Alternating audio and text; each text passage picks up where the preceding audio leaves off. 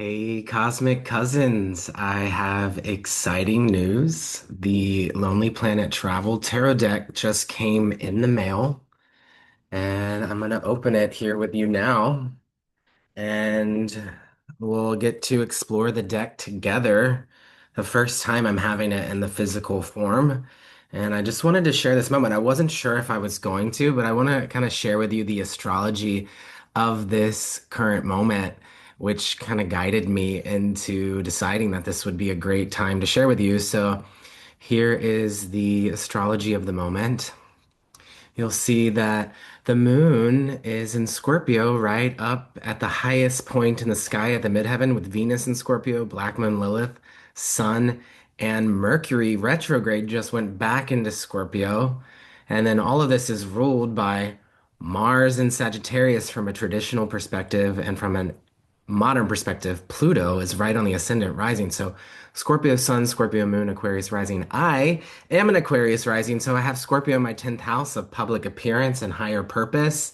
And this is about public visibility and recognition. And so the cosmos are saying to me to share this with you all here in the public, but it's also Scorpio. It's very private, it's very esoteric, it's the tarot, and also it's private because this is my own personal private deck, and it's not going to be available for everyone in the collective until the sun's in Aquarius. It's actually going to be an Aquarius tarot deck. The release date is February 17th, 2026. Aquarius sun with Aquarius moon, maybe Pisces moon, depending on what time that day. But that's actually the first Aquarius solar eclipse is on February 17th.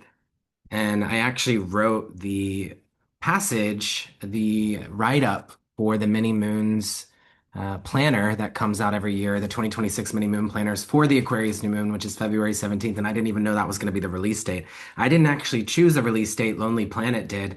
And it just lines up perfectly with like 5 planets in Aquarius on that day, which is very humanitarian and very aligned with my intentions for being in collaboration with Lonely Planet for this deck. It's a lot of people came into the making of this deck. The art is by Studio Muti, based in Cape Town, South Africa.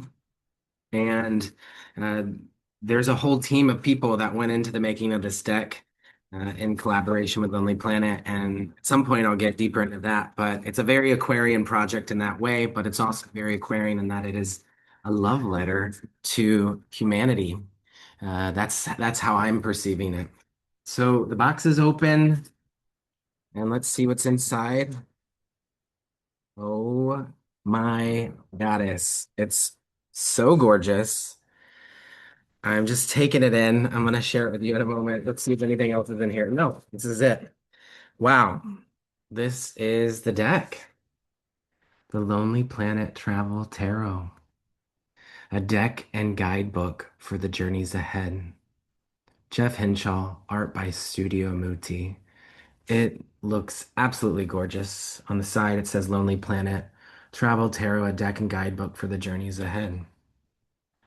And let's see what's on the back. Life is a journey. Let Lonely Planet's Travel Tarot guide you to a world of new adventures. With 78 cards and an accompanying guidebook, astrologer and tarot practitioner Jeff Hinshaw intuitively pairs traditional tarot cards and their meanings with destinations from around the world using landscape, archetype, iconography, history, urban life, and culture to connect person with place. And then they've chosen to place the Empress and the Six of Wands here on the back of the deck. The Empress, I chose Kyoto, Japan, and the Six of Wands, Sevilla, Spain. So, an interesting synchronicity for me is that this Friday, so this is Wednesday, November 19th, 2025, that I'm recording this, the day of the Scorpio new moon. The interesting thing for me is that this Friday, which is the day that the sun is going to enter Sagittarius, down here, and I'm located in the Palm Springs area. In Cathedral City, there's going to be a hot air balloon release happening at sunrise, which is the cover of this deck, which is Cappadocia, Turkey, where thousands of hot air balloons are released at sunrise. And this is the Three of Wands. I have three candles here that I'm going to light.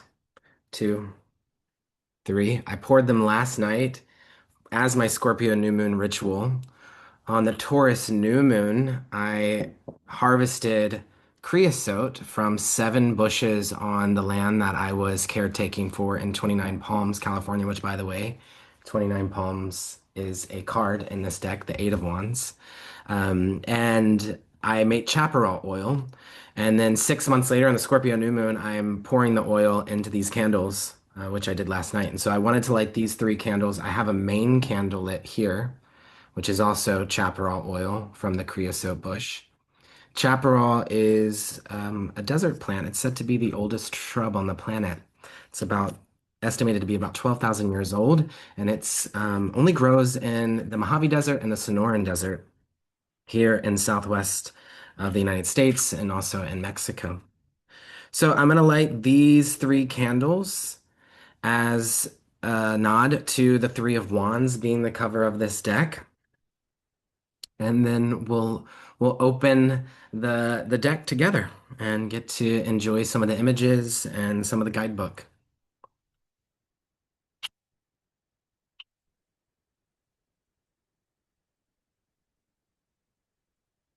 So this first candle, I'm holding the intention for whoever uses this deck to receive clarity, insight, and healing in their life. This second candle I'm lighting with the intention of healing for the planet. I think this being connected to the company Lonely Planet is really special, holding the intention for world peace.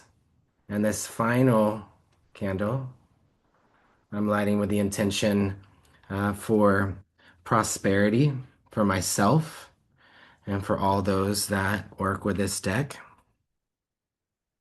And I'm going to place these on my altar back here. It's still a Scorpio new moon ancestor altar. On the new moons is when I will reset it. So actually tomorrow I'll reset it and start to make an altar for Sagittarius season. So I'm going to go place these three candles back here at this altar.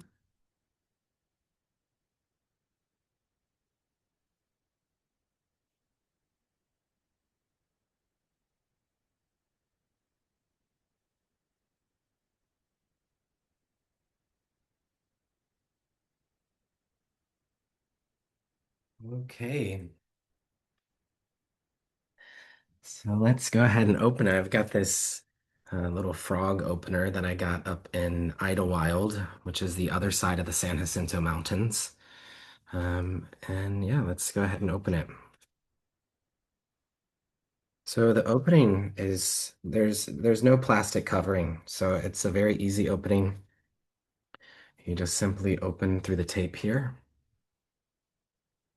It's a rather large tarot deck. I have a lot of tarot decks, and this one specifically, I think, um, will be great for meditation and for one's altar.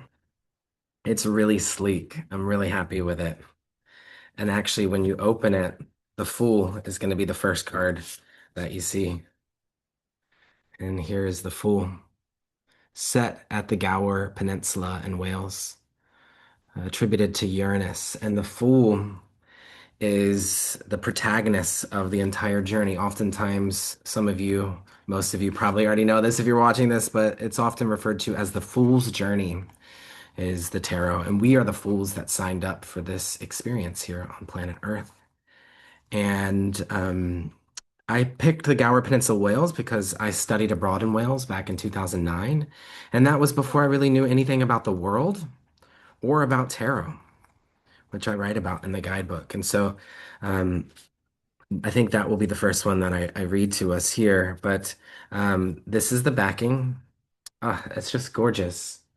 Y'all are gonna love this tarot deck. It is so colorful and powerful. I mean, I know I'm a little biased, but I'm really happy with the quality that Lonely Planet put into this deck, and the guidebook feels really good. Here's the guidebook. A deck and guidebook for the journeys ahead, Jeff Hinshaw. Feels really nice quality paper. Here is the introduction. You are invited on a journey of self-discovery and deeper learning, one that merges the ancient wisdom of tarot with the expansive world of travel. Whether you seek mindfulness on your next adventure or a deep understanding of tarot through global exploration, this deck and guidebook are for you. Won't read the whole introduction. That's the first paragraph. I'll read the last paragraph. My hope is that this deck continues to encourage meaningful reflection for generations to come. Whether used as a tool for meditation or study, or simply as a reminder to pause while traveling, may it expand the horizons of your world, opening doorways to greater adventure, healing, and belonging. May it offer guidance, spark meaningful exchange, and enrich your connection to yourself and to this planet we call home. With love and gratitude, Jeff Hinshaw. So there's things in this guidebook. These are the different sections. Is in the introduction, tarot as a travel companion, cultivate a meaningful tarot practice, tarot spreads, structure of the tarot deck, and card meanings. Some of the tarot spreads might include the compass, which is the four directions, and the treasure map, journey within, unpack your suitcase, the sovereign self. So there's little images. So the treasure map, X marks the spot, the four directions, and then also unpacking your suitcase here. So, in light of the Fool's journey, and the Fool being the protagonist of the entire journey, I'm going to hold the image up. Again, artwork done by Studio Muti. And I'll read to you what I wrote for the Fool.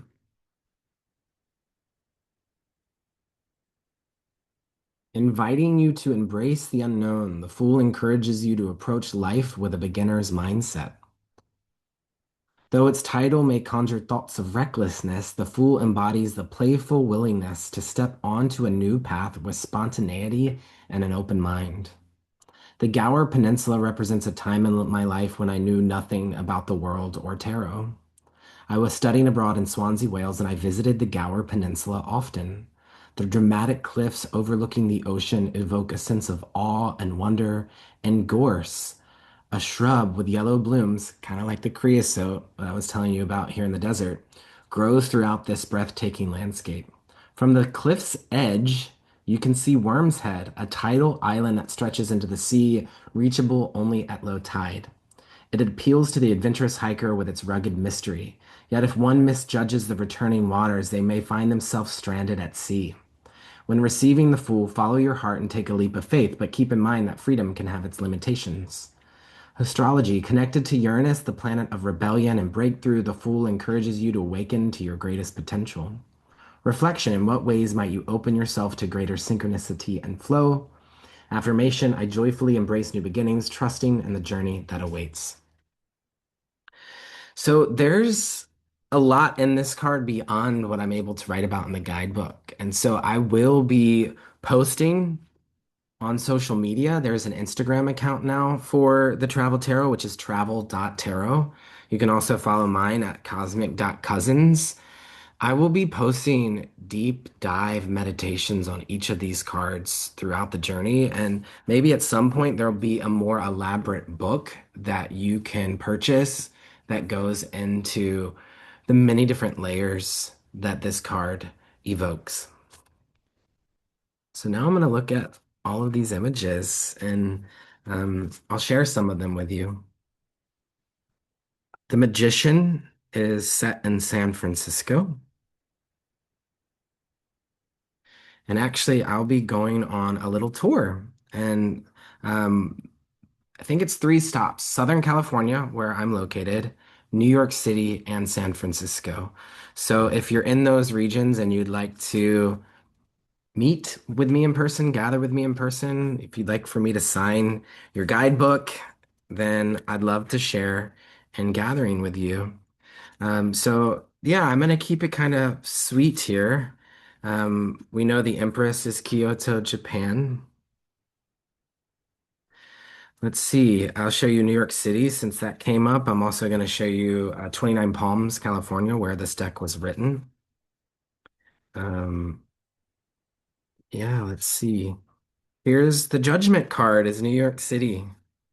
And you'll see the glyph for Pluto. So the astrological glyphs are on here. And this is a nod to New York City being a place where people from around the world come and visit and also immigrate to. Maybe let's read what I wrote for the Magician and for Judgment. And then we'll read a few other cards and then we'll close out this um, introduction to the deck. The Magician, San Francisco. You came to this planet to make the world a more magical place. Embrace your full potential as you manifest your dreams into existence. San Francisco is a city of synchronicity and transformation, where the veil between reality and magic feels thin. The magician's essence thrives in its misty hills, where innovation and mysticism intertwine. From the psychedelic glow of counterculture bookstores to the hum of tech-driven dreams, it is a place of limitless wonder. The magician represents the pulse of creativity and alchemy with the coming together of all four suits: wands, adventure and passion; cups, deep emotional connections; swords, intellectual revolution and social justice; and pentacles, earthy practicality and nature's presence. Now is the time to seek inspiration and crystallize your intentions. Astrology, connected to Mercury, which you'll see the glyph there. Planet of communication, the magician encourages adaptability and resourcefulness as you skillfully blend knowledge with talents. Reflection, how might you more fully open yourself up to being a creative channel for magic and innovation? Affirmation, this is one I use a lot. All of these affirmations are affirmations I use in my own practices, but this is, I am a conduit for universal energy. I am a conduit for universal energy. Good. Um, it is a Scorpio new moon, so I feel like we should probably look at a Scorpio card too. I want to show you maybe a few from the minor arcana, but when we looked at the chart of the moment, we did see Pluto was rising. So why don't we look at this Pluto card, which is Judgment, which is New York City, which is where my tarot journey began, was really, I mean, my first deck I bought before I moved to New York, but many of you know I did the Brooklyn Fools Tarot Journey in person for many years, and I'm hosting it again in 2026. If you're interested in doing a 6-month journey through the major arcana of the tarot, it is currently open for enrollment. Second to last card of the entire journey, Judgment. And I can't remember what this is called. A friend of mine, Ryan, if you're watching this, you could share with us at some point, but it has a master's in typography and is quite judgmental about fonts, but loves the fonts in this deck and says that the typography is absolutely beautiful and had a name for this where there's the overlapping of the D and the G. To me, it looks like a little bit of a Venn diagram, but I can't remember the name of it. I'll learn that so I can share that because um, he was saying that the fonts in them themselves tell stories and are very poetic. Battery Park in New York City is a historic gateway where generations have arrived seeking freedom and refuge. Overlooking the Statue of Liberty and Ellis Island, this shoreline holds countless stories of arrival and transformation. It is a place where history's tides meet the hopes of the future, a liminal space of homecoming, departure, and return. Its landmarks honor indigenous peoples, immigrants, veterans, and those lost at sea. Connected to collective remembrance and rebirth, now is the time to embrace diverse worldviews and beliefs, recognizing that all people, regardless of their differences, deserve equal opportunity to lead meaningful, fulfilling lives. When this card appears, it calls for awakening and reconciliation, not just personally, but as a part of a greater whole. Astrology. Linked to Pluto, the planet of death and rebirth, you are being called to harness your power and transform, which for me was very much my experience living in New York. Reflection, what deeper calling within you is ready to rise up? Affirmation, I bring healing to the parts within that are longing for deep closure. Mm. Powerful card, the ruling planet for this Scorpio new moon. So since we have Venus, Moon, Black Moon, Lilith, and the Sun in Scorpio, let's go to the Cups suit and see which of the cups feels to us like the one we want to connect to for this Scorpio new moon. Maybe the Five of Cups, maybe the Eight of Cups. Hmm. I mean, the Five of Cups and Eight of Cups are both gorgeous, so I think I'm just going to show them both to you. Here is the Five of Cups. Stunning. I just saw the movie The Boy and the Heron, and it reminds me of that. Five of Cups, Black River, Jamaica.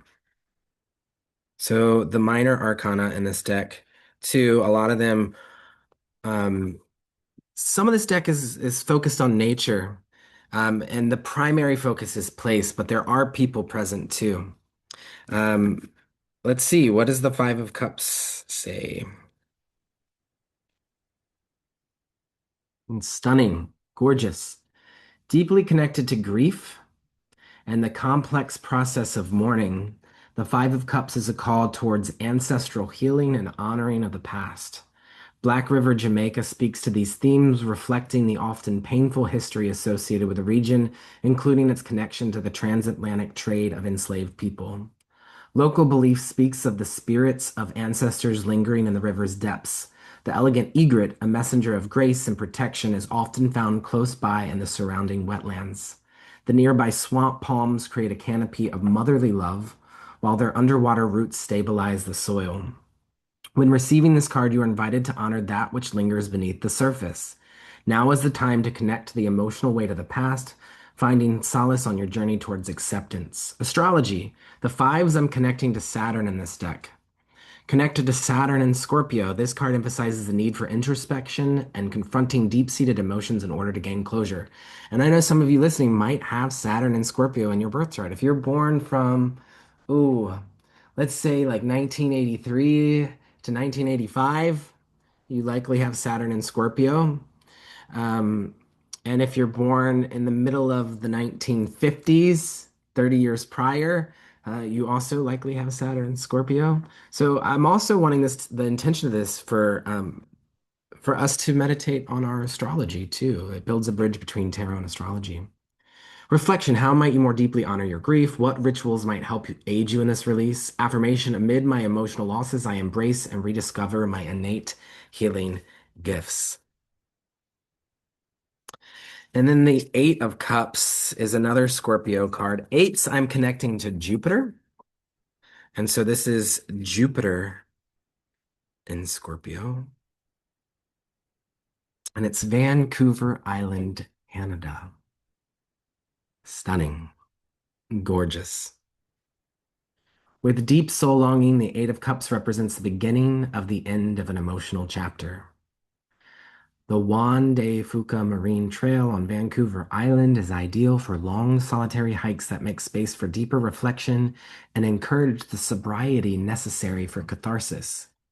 The coastline here has been dubbed the Graveyard of the Pacific due to the many shipwrecks, and the trail has helped rescue sailors from the treacherous waters. The rugged beauty of the misty coastline makes it easy to leave behind the distractions of everyday life. The enchanting rock formations like Mystic Cave speak to confronting psychological barriers and the pursuit of greater fulfillment and meaningful connections. Beneath the glow of a rare lunar eclipse, the shifting tides suggest an emotional turning point, inviting release and transformation. Astrology, connected to Jupiter and Scorpio, this card signals an expansive moment of emotional growth. What am I ready to leave behind? What space will this open up for new possibilities? Affirmation, leaving behind the emotional security of the past, I seek new connections and possibilities.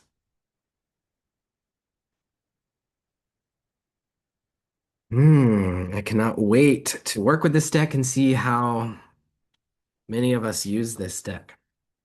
I think I'll leave us with maybe one or two more cards. Let's look at the current transits to inspire. Makes sense we just did Jupiter. Is Scorpio, Jupiter and Scorpio is a card, but it's in a water sign, Cancer. So this new moon is trine Jupiter and Cancer, trine when planets are in the same element and within 5 degrees of each other. So this Scorpio New Moon is trine Jupiter in Cancer. And then we also read the Saturn and Scorpio card, and Saturn's in Pisces over here. So the two cards that we just read, Five of Cups and Eight of Cups, is very resonant with this new moon. But I'm also, and we read the Magician, which is Mercury. We read Judgment, which is the ruling planet Pluto, in Aquarius. So maybe we'll read an Aquarian card. Maybe we'll also read Venus's card. And then Mars and Sagittarius. Let's honor Mars and Sagittarius because this is the traditional ruler for Scorpio. So yeah, I think the Empress in the star card and then the Eight of Wands will be the final three cards that I share with you in this little sneak peek initiation of this tarot deck. So Venus is in Scorpio for this new moon, and Venus's card is the Empress, which you see on the back of this tarot deck. Beautiful Kyoto, Japan. And I've just been receiving a lot of messages of the Empress being connected to Japan. The Empress, a divine expression of love and abundance, is deeply connected to nature's cycles.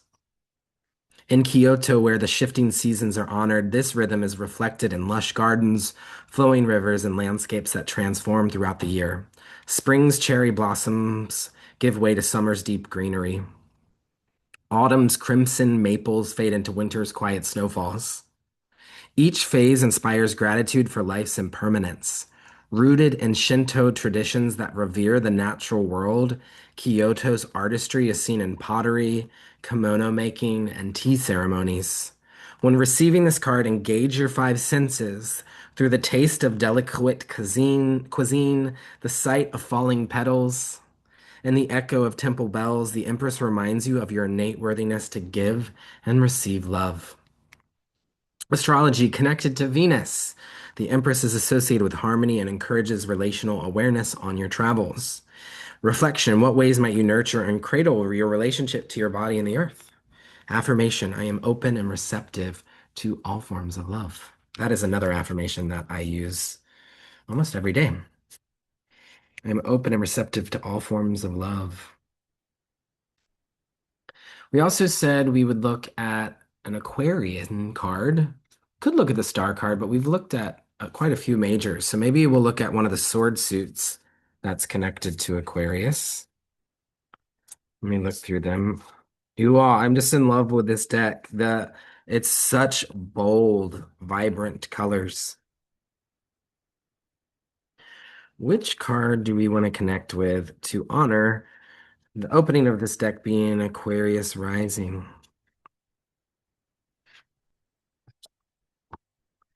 I think I wanted to connect you to the Ten of Swords, which traditionally feels, the Ten of Swords feels deeply Scorpio. It usually shows someone, this is what I love about the tarot, and you can kind of notice in some of these themes that the tarot does not hide from darkness. It's both dark and light, which traditionally the High Priestess is sitting between two columns, a dark column and a light column. And it speaks to the complexities of human emotion and to the duality that's present in the world, which is why we love it. It is here to shed light to truth, to transform darkness into light. Um, so some of these cards do take a darker spin, and darker, not and bad. From the darkness is new life is born.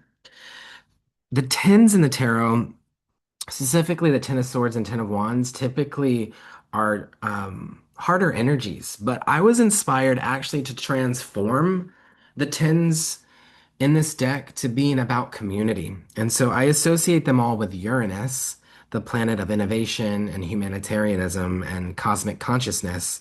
So the tens have this cosmic consciousness aspect to them, this community aspect to them. And this is where the deck might stray from tradition, where a lot of the cards are very based off the traditional Rider-Waite.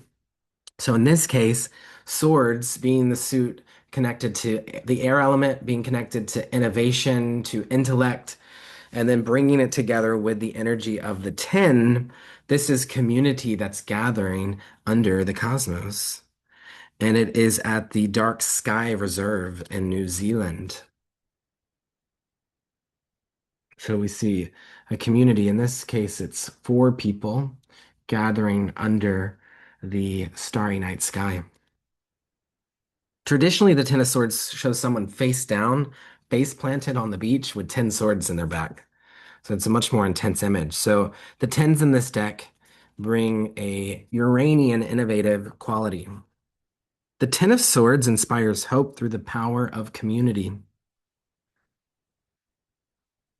The Oraki Mackenzie International Dark Sky Reserve in New Zealand is renowned for its clear night skies and commitment to preserving the beauty of the cosmos. For the Maori, the stars are vital guides, woven into navigation, seasonal cycles, and spiritual knowledge. The reserve honors this lineage while reducing light pollution and teaching visitors about dark sky conservation for both environmental and human health.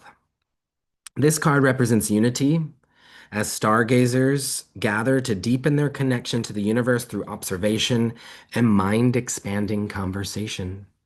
When receiving the Ten of Swords, the culmination of thought brings natural closure and clears the way for new beginnings through shared vision and collective intention. Astrology connected to Uranus in Aquarius. This card suggests that now is the time to gather with others and embrace a more cosmic perspective. Reflection: in what ways are you being called to begin a collective journey with greater alignment and awareness? Affirmation: by gazing into the night sky, I foster a sense of hope and inspiration for the future. Again, I'm reading this card to you because when I open the deck, it's a Scorpio New Moon with Aquarius rising. But also, I'm realizing this being a Uranus card, Uranus and Aquarius, Uranus is in direct opposition to this Scorpio New Moon. So you're kind of seeing the way I would use astrology to inspire a connection to the cards in a particular moment. From a traditional standpoint, Scorpio is ruled by Mars. From an esoteric standpoint, Scorpio is ruled by Mars. So we also look to Mars and Sagittarius. So I'd like to maybe read a Sagittarian card for you. And I think I'm going to read the Eight of Wands because the Eight of Wands is 29 Palms, California, which is where I wrote this tarot deck. It's where I signed the contract for this tarot deck.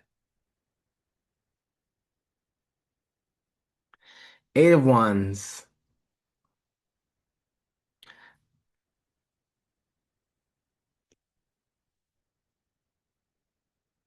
Okay. You'll see in some of them I share my own story, like in the Fool card I did. And there's, I think I counted 14 cards that share my own connection to the place. The Eight of Wands indicates swift movement, a moment of dynamic progress.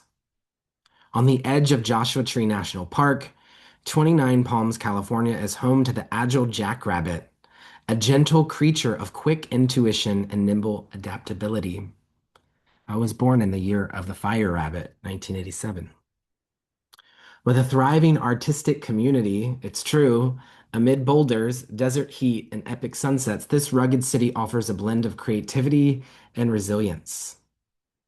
Its namesake honors 29 babies born in the first year indigenous people settled in the area, symbolizing fertility and growth.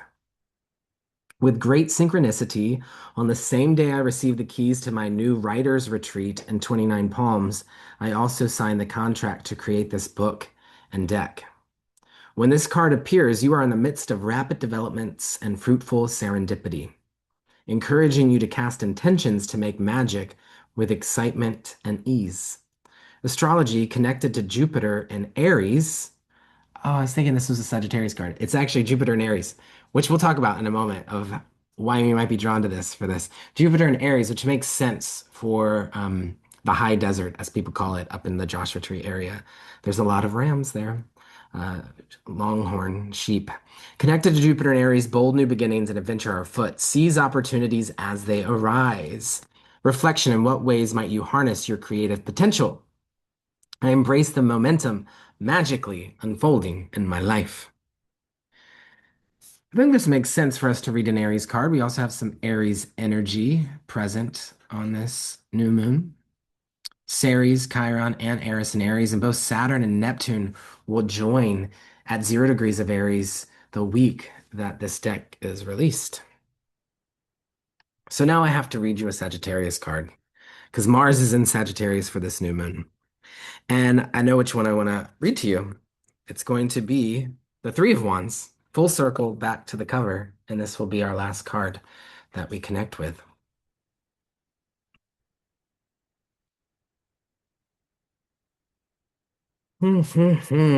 Three of Wands, baby.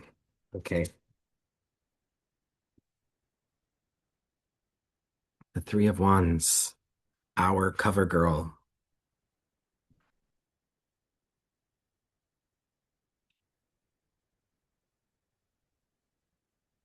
Visionary dreams take flight. Perfect as a cover for the Travel Tarot. Visionary dreams take flight when you dare to imagine beyond familiar landscapes. The Three of Wands invites you to expand your ambitions with optimism and boldness. Famous for its breathtaking landscapes, the open air museum in Cappadocia, Turkey, embodies hope through its unique rock formations, fairy chimneys, and awe-inspiring views. From Red Valley, you can watch dozens, let's say hundreds actually, I think it's hundreds, but you can watch dozens of colorful hot air balloons ascending at sunrise, a salute to the spirit of adventure and the promise of new beginnings. When receiving this card, you're being called to envision future possibilities with confidence and delight. Allow your mind to wander and expand as you open your heart to receive the joy of your wildest dreams. Astrology connected to Mercury in Sagittarius, which, by the way, this Scorpio new moon has Mars in Sagittarius, and also Mercury just a day ago was in Sagittarius and it's retrograde in Scorpio. So we're in this Mercury retrograde that's involving Mercury in Sag and Mercury in Scorpio. So this is Mercury in Sag. Connected to Mercury in Sagittarius, the threes I'm connecting to Mercury in this deck. Sagittarius is fire, which is wands. The Three of Wands highlights the importance of communication, faith, and trust in the future. This tarot deck is giving me hope for the future. Reflection. How might you lean in with courage and enthusiasm as you strategically plan your next big adventure? Affirmation. I embrace the possibility of new beginnings with warmth and inspiration. Feels like the perfect way to close out this sneak peek mini gathering intro to the Lonely Planet Travel Tarot. Again, this is the backing here. And the guidebook has also information about the philosophy of the Fool's Journey, how you can cultivate a meaningful tarot practice. And so if you'd like to pre-order, the pre-order is available. I'll share a link with you. And also, if you are interested in gathering with me in person, Lonely Planet is sending me on a little mini tour.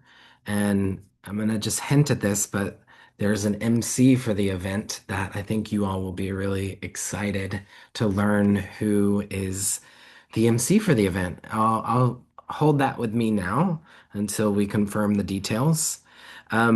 I don't know the exact date of the gatherings, but the date that this deck releases is February 17th. It's actually releasing earlier in Australia, the first week of February, and in the United Kingdom, the second week of February.